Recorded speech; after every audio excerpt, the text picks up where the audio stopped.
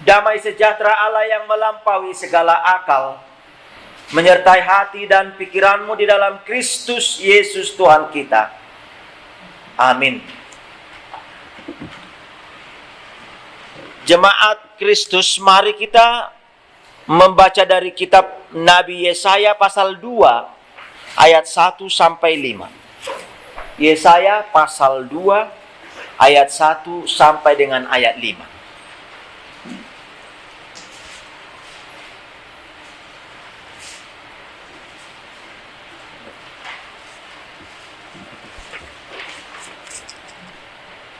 Yesaya 2 pasal 1 ayat 5 kita berganti-ganti membacanya.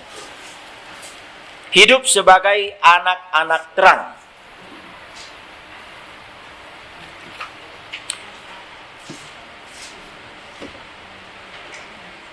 Yesaya 2 ayat 1 sampai 5.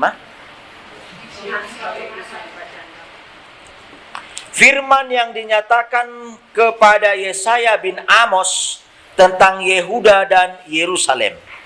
Akan terjadi pada hari yang terakhir, gunung tempat Tuhan akan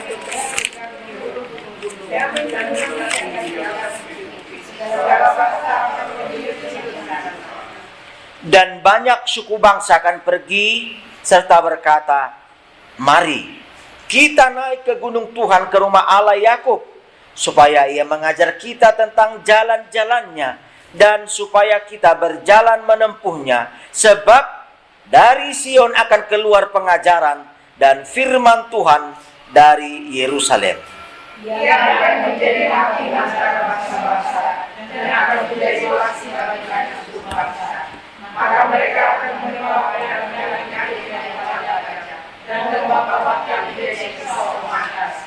Bangsa yang dapat yang mengangkat bangsa dan mereka yang akan Hai kaum keturunan Yakub, mari kita berjalan di dalam terang Tuhan. Demikian firman Tuhan. Kalau saya tanyakan puncak apa yang tertinggi di dunia? Everest. Ya, semua kita mengetahuinya. Namun, kalau saya tanyakan pada saat ini, puncak apa yang tertinggi dalam hidup?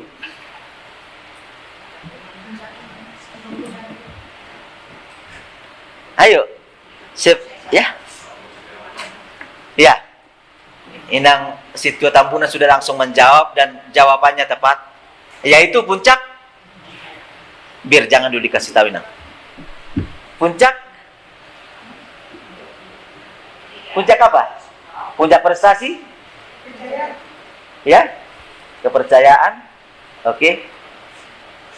Puncak karir? Puncak materi? Ya, puncak, katakanlah kalau sudah mengunjungi Amerika sudah nama portibini surgoni portigonin nah katanya. Ya, sudahkah? Iya, jadi jawabannya itu semuanya yang tadi ya hanya temporary, ya. Ternyata puncak prestasi pun tidak memberikan puncak tertinggi bagi kita. Prestasi daripada Gubernur Arnold Schwarzenegger lengkap sudah. Dia mempunyai prestasi di film, dia mempunyai prestasi di pemerintahan, tetapi prestasi di keluarga anjlok. Ya. Prestasi di dalam kemampuan untuk mengumpulkan materi pun sebetulnya tidak menjadi kepuasan, karena semakin dicari semakin haus. Sebagaimana kalau kita menggaruk tangan kita, terus kita meminta sama aku, dia tidak pernah puas. Puncak yang tertinggi di dalam kehidupan kita adalah iman percaya.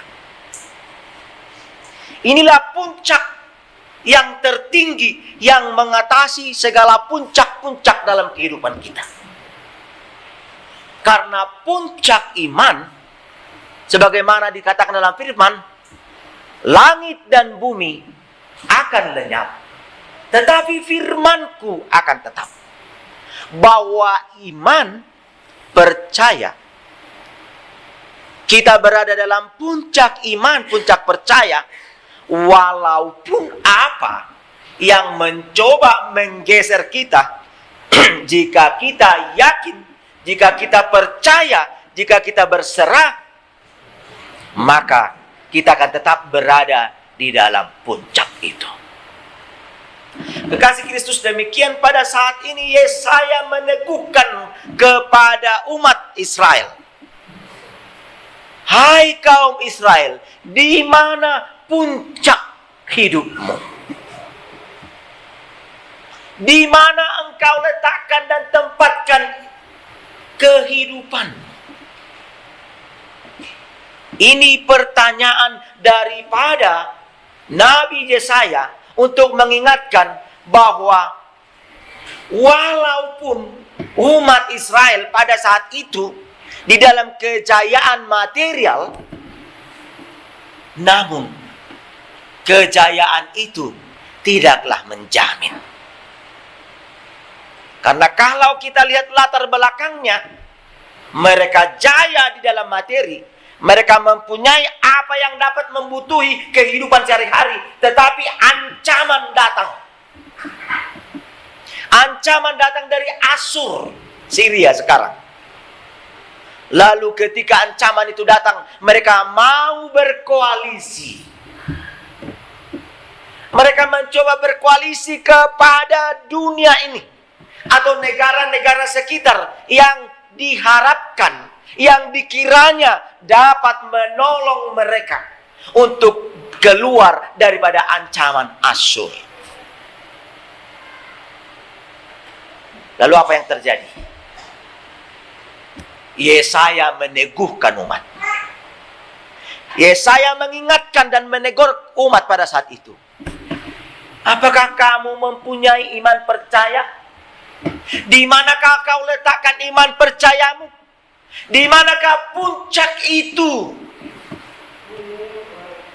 Karena kalau kita lihat pada nats ini, ternyata kendati umat menotabenekan, menamakan dirinya percaya, beriman kepada Tuhan, tetapi senantiasa masih memberikan hati, mendua hati, membagi hati, bersembah kepada ilah-ilah yang lain, debata gana-ganaan, ilah-ilah daripada bangsa-bangsa di sekitar.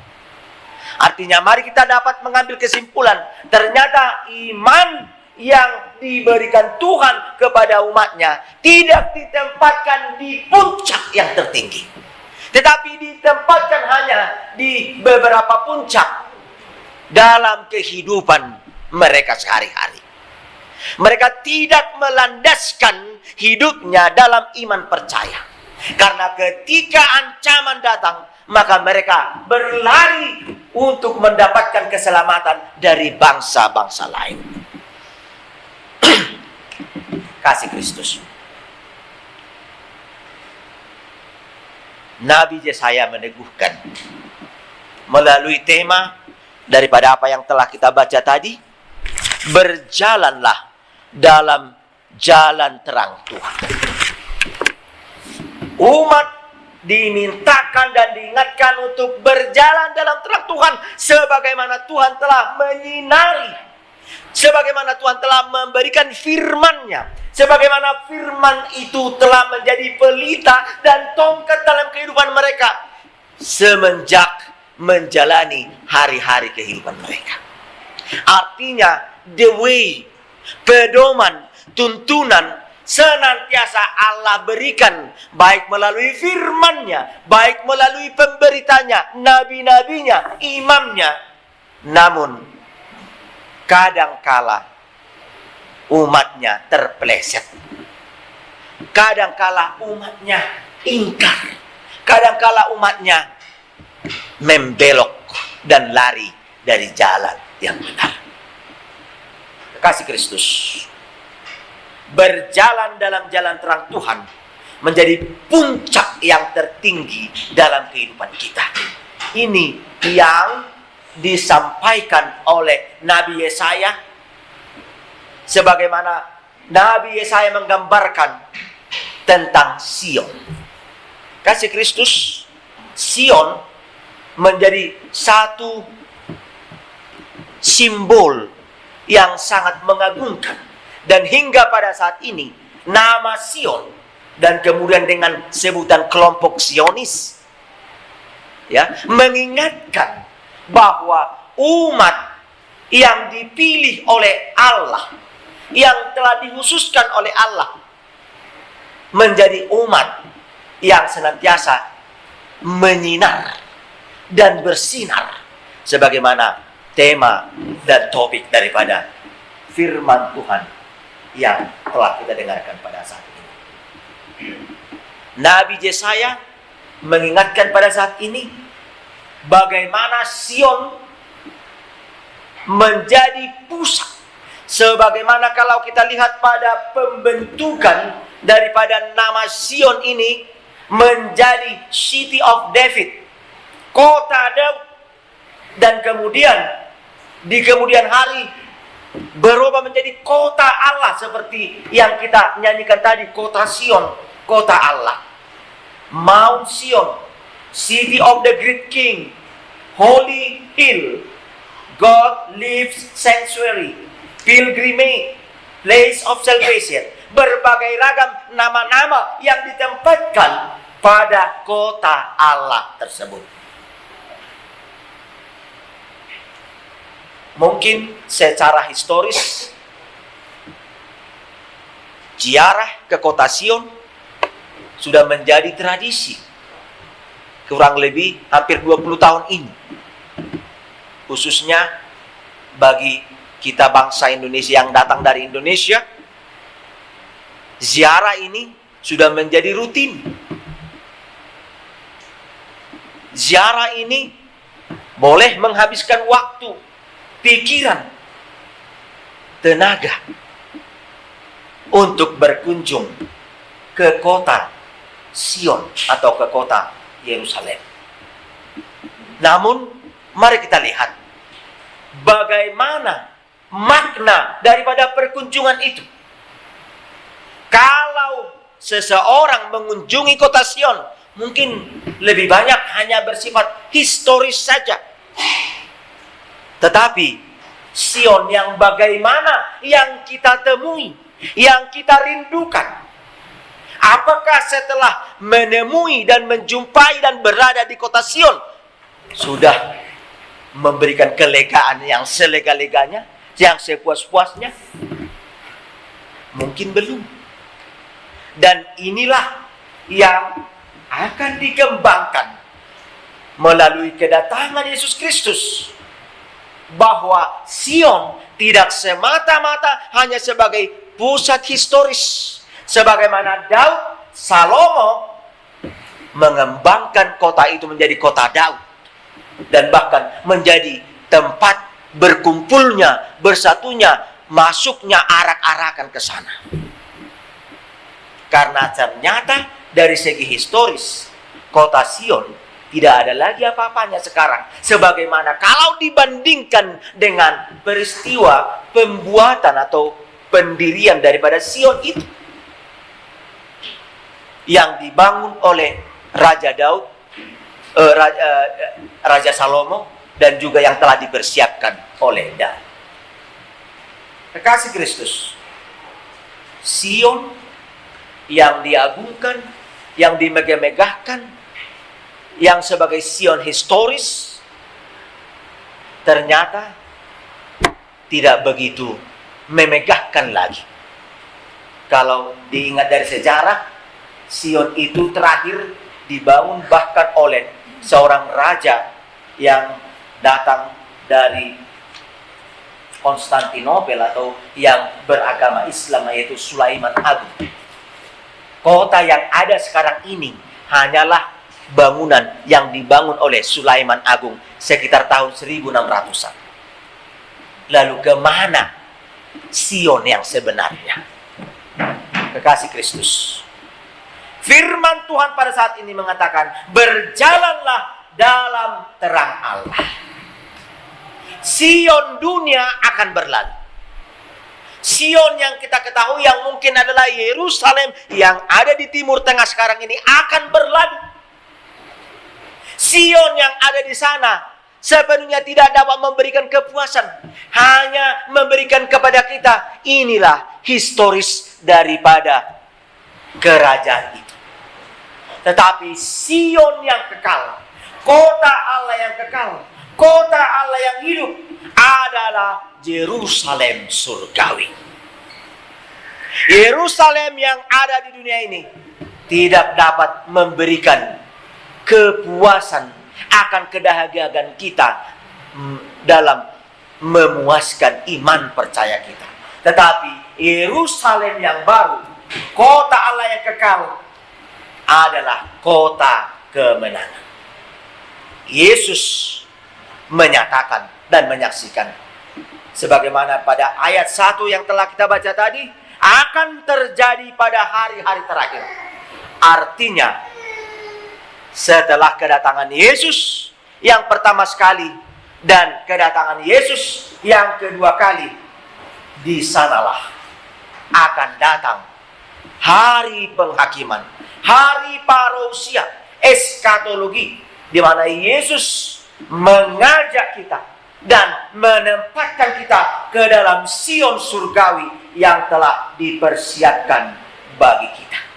Semua orang berbondong-bondong. Firman yang telah disaburkan oleh Tuhan kita, firman yang membawa kehidupan dan keselamatan, firman itu telah dikenal, firman itu telah singgah, firman itu telah mengena di hati, dan firman itu telah mengolah dan mengubah kehidupan kita menjadi hidup yang berpengharapan.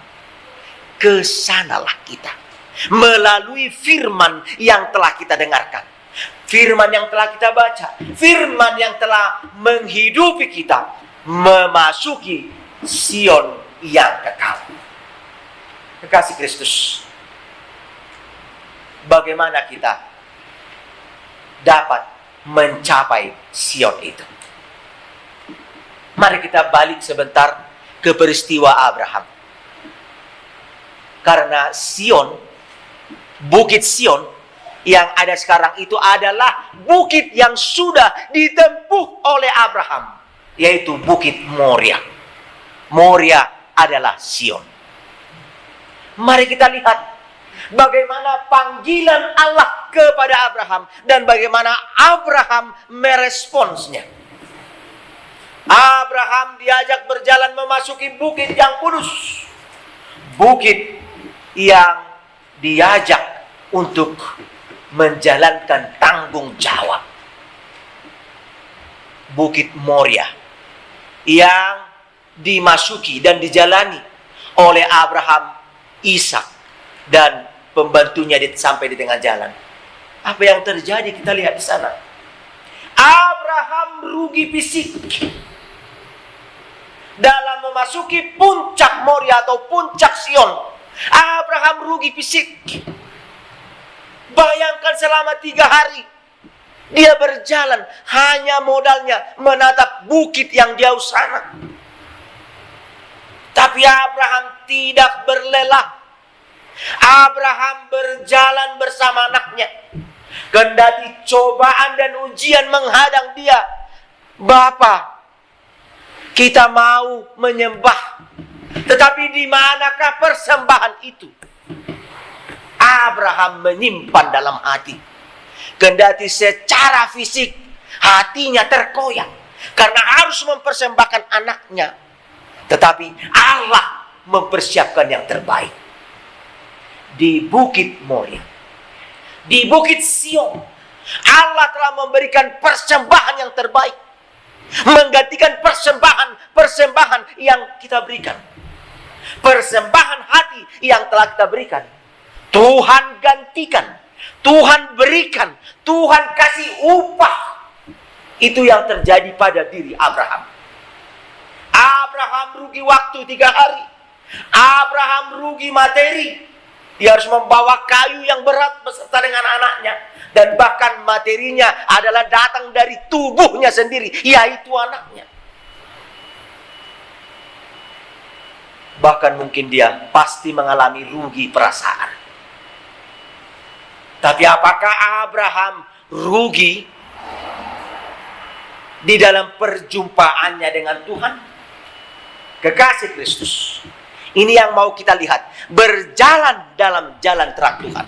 Sebagaimana Abraham berjalan memasuki Gunung Moria, kita sekarang berjalan memasuki keselamatan yang telah Tuhan berikan kepada kita, yang telah Tuhan persiapkan kepada kita. Jalan keselamatan adalah jalan yang telah dipersiapkan oleh Tuhan. Apakah kita rugi? Ya, mungkin rugi waktu, mungkin rugi fisik, capek. Sebagaimana kita tadi jam 8 sudah datang ke gereja Agustana, lalu bergereja lagi di sini, dan mungkin kita nanti rapat lagi, atau mungkin acara rehearsal lagi, atau mungkin ada lagi nanti sore pergi ke gereja tetangga. Memang rugi. Tetapi di dalam Tuhan tidak ada kerugian. Bersama dengan Tuhan kita memperoleh keuntungan sebagaimana Abraham pada saat ini. Beruntung karena imannya menyelamatkannya. Ketika Abraham pulang, setelah dia berdamai dengan Tuhan, dengan melihat terang Tuhan, walaupun fisiknya yang berjalan 3 hari itu menuju Moria sudah sangat berat, tetapi mungkin bersuka, kalau kita buat dalam kehidupan langsung lakonnya, mungkin Abraham bersiul-siul.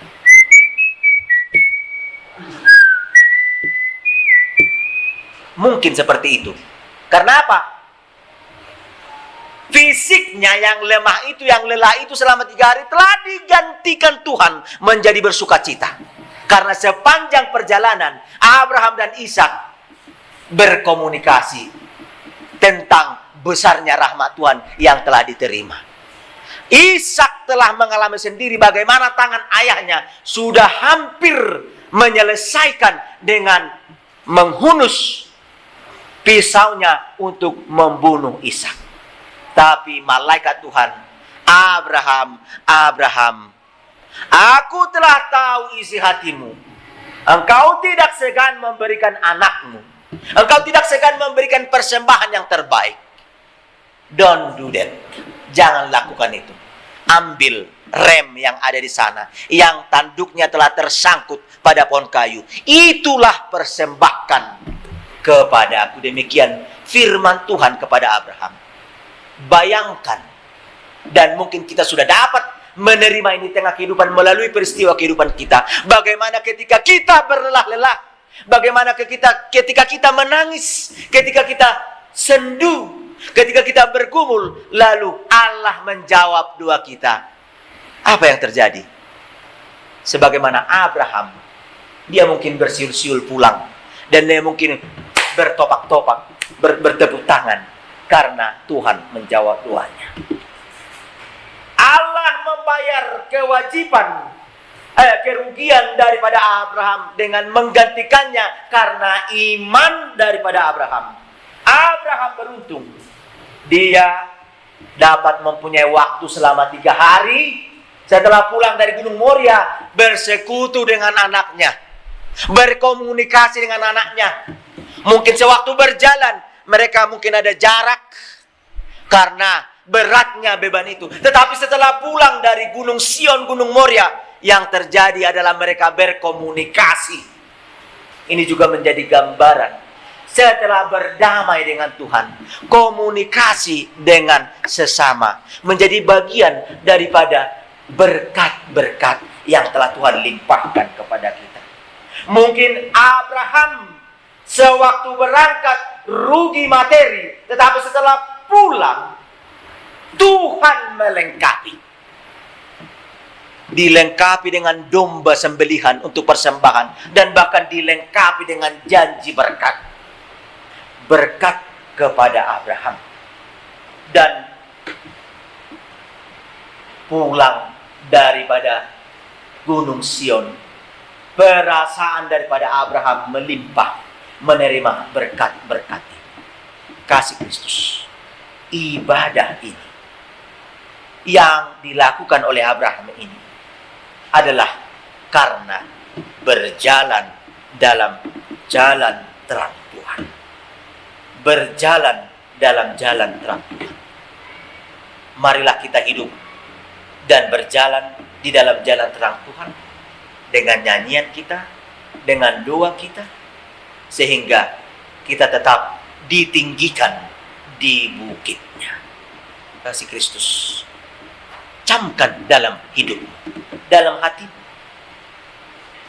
Kalau kita di tengah kehidupan kita sekarang ini, mungkin tadi kita sudah makan bread, makan chicken, atau makan apa saja yang dapat memenuhi kebutuhan fisik kita atau ke perut kita. Camkan bagaimana berkat Tuhan jikalau kita berjalan dalam jalan terang Tuhan. Mungkin kita adalah sialang garikau, ubi dari kampung kita, tetapi kita dapat menikmati keju, susu di sini. Sederhana sekali, tetapi mari kita melihat bagaimana jalan itu dapat kita lewati. Dan jalan itu masih panjang. Mungkin jalan itu berliku. Lalu mari kita berkata, ku tak dapat jalan sendiri. Biarlah Tuhan kiranya menyertaiku.